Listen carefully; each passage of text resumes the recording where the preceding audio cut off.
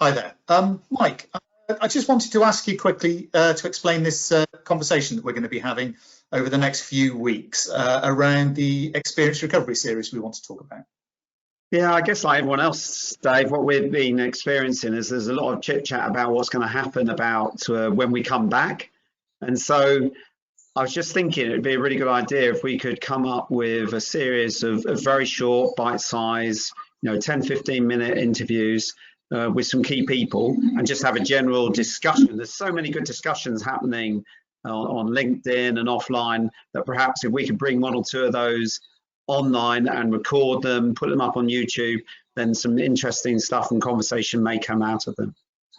Okay, yeah, that's a really good idea. I suppose if we do something that's regular, so let's say Monday at 10 o'clock, so we'll put it out on social media today, record it on YouTube so people can catch it at a later date. It'd be quite interesting to get people's views, though, about what they would like to talk about, not just what you and I want to share, but maybe if there's conversations that others would like to raise with us. So how do you think we could do?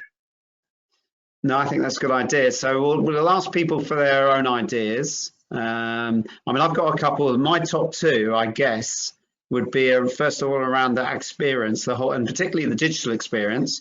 I think that's going to be so important when people come back. So I guess my top two would be around the digital experience. And then secondly, I think we need to really be cognizant of this whole personalization thing.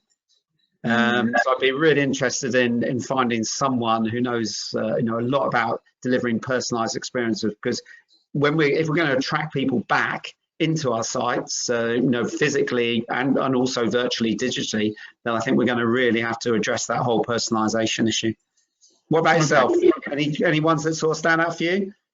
Yeah, I think there's two key ones for me. One is very operational, but I'll get to that one secondly, because I think what our challenges is going to be, people are going to enjoy working from home. They're going to enjoy exercising from home. It's easy, isn't it? You don't have to travel, you don't have to queue, you don't have to book, you don't have to, in some extent, pay.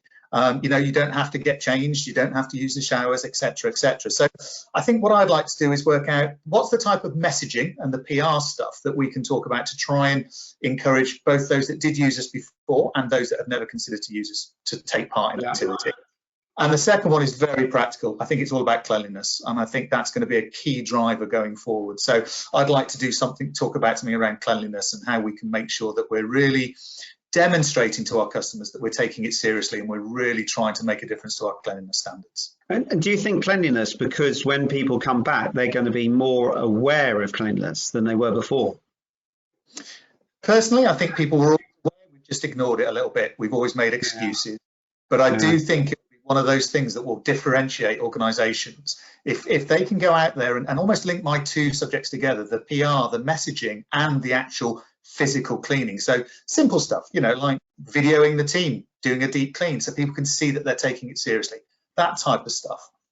I just thought of something about 2 or 3 years ago. Do you remember we had a conversation with a guy that was going to bring hand sanitizer equipment into the gyms and put video messages on them? And I remember thinking at the time, that's a bit over the top. No one's going to use hand sanitizing gel in the gyms. I bet you, that's going to be something when we come back. I'll be surprised if most gyms don't have that as standard going forward. No, absolutely. And I think that whole piece, it was a bit like a big McDonald's ordering, although you don't go to McDonald's, I know that much. But it was like those big screens that McDonald's use and with a hand sanitizer attached to it. So actually you're combining that hygiene, the digital message as well. And very clever tool. Yeah. Okay, so let's find out what other people want to add to those.